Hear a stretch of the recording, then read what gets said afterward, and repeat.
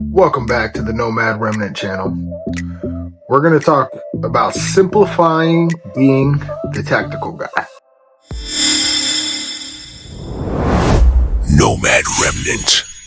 When you first get into this space of firearms, tactical gear, equipment, optics, all kinds of things, you have a lot of grand ideas. You probably see a lot of different videos on YouTube, and things cost a lot of money. So I just want to simplify some of this for the newer people or people who maybe got into this and never got far enough along and are thinking about coming back to trying to be as prepared as possible. To keep things very simple, the main things you need to be prepared when it comes to preservation of life of your loved ones. Obviously, you need some defense tools, right? This is a rather fancy-ish rifle. You don't need one this fancy. I would highly recommend everybody start off with a 11.5 or 12.5 AR-15 and a simple Glock, right? These two tools, you can pretty much get all the practice you want in with them. You don't need tons and tons of different things. If you live suburban or urban, these two things, Glock 19 or Glock 45, because they're good for concealed carry, they're good to put on a belt, and a shorter AR-15. What that does is keep you very mobile. It's not cumbersome equipment and allows you to practice and get more comfortable with your equipment rather quickly. You may think that you need something else besides a Glock. Something may feel better in your hand. If you're thinking about purchasing a pistol, just so you know, sometimes things feel good in your hand. They don't feel good when you're firing them. What is going to make a gun be comfortable to you and in your hands, and the confidence that you want to have with this, is going to be practice. And you can't substitute any feeling you get from anything. There's no substituting practice, and that feeling is going to transfer into you being successful with it. So with that being said, again, I think that if you're looking to build a rifle, you should just get a red dot and a magnifier. Whether or not you want risers and all that stuff is kind of up to you. I would recommend getting a T1, T2 footprint red dot, which is tons of options on the market. Holosun, SIGs, the cheaper SIGs, and tons of brands. Almost every brand makes a T1, T2 footprint. The Primary Arms is a great option, very affordable. There's stuff within $99 that are fairly decent, and I would recommend getting a Unity mount. And if these Unity mounts are kind of expensive, go ahead and get a knockoff one on Amazon. If you spend 99 bucks on a red dot and you want to test it out, get you a $25 knockoff Unity mount. If the whole thing breaks down, you realize you like it or not, then you can go ahead and get that next step up the next time. But I think you'll get some decent use out of the knockoff as well as a cheap red dot for quite a while. Do you need a magnifier? It's good to have. If you have the ability to get to a range where you can shoot past 100 yards, then it's nice to have a magnifier. Do you need a magnifier really until you get past 150 yards, I would say? But even at 150 yards, it's nice having a magnifier, and it's nice training with a magnifier. Do you need a laser? Well, not if you're not even considering having night vision. Now, night vision is not just really expensive night vision that comes from analog military style night vision that is in the thousands of dollar range. There are cheap digital night vision devices on the market that can at least give you an advantage in certain times.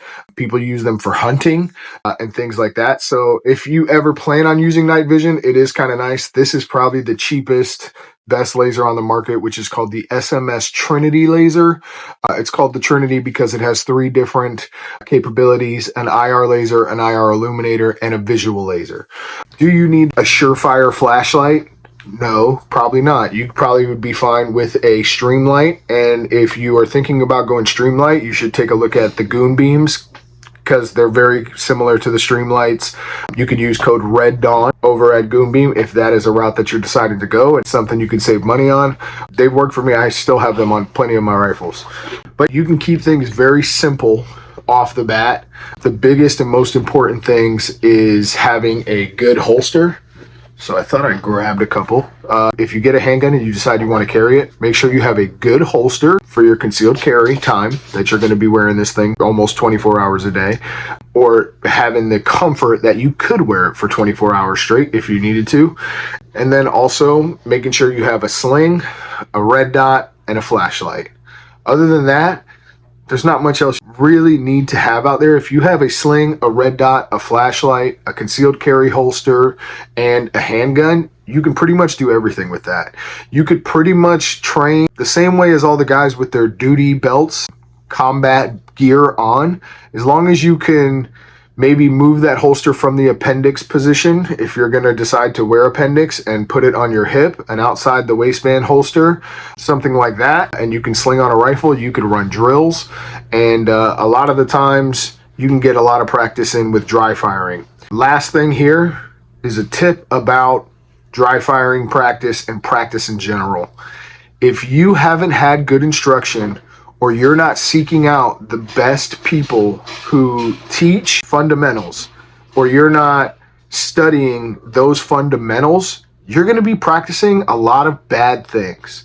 And all I can say is that's just wasting your time. So what I would say is study the best people who teach firearms fundamentals and mechanics. Study those guys. Not just any guy you come across, because there's majority of people on the internet are not teaching great fundamentals.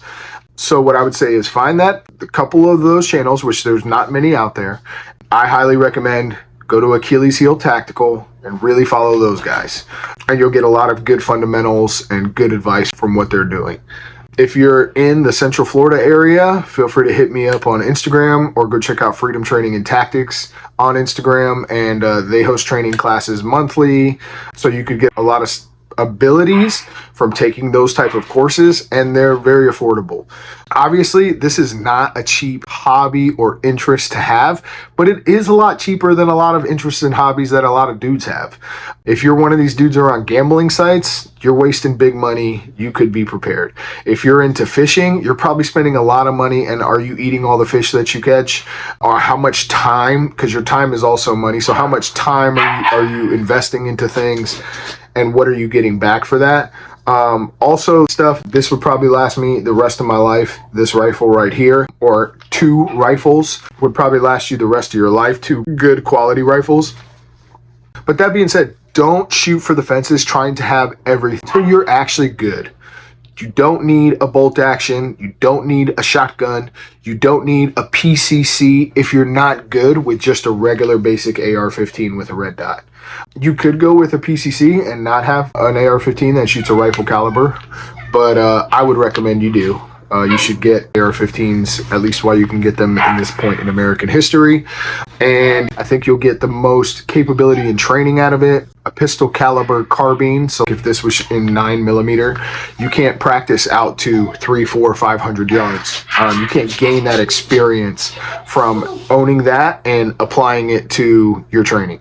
So guys, just some thoughts that I wanted to go over pretty briefly. Wanted to make a quick video about trying to help people move themselves in the right direction.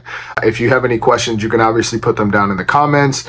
If you enjoyed this video, please hit like and subscribe. Thanks for coming by the Nomad Remnant channel. See you on the next one.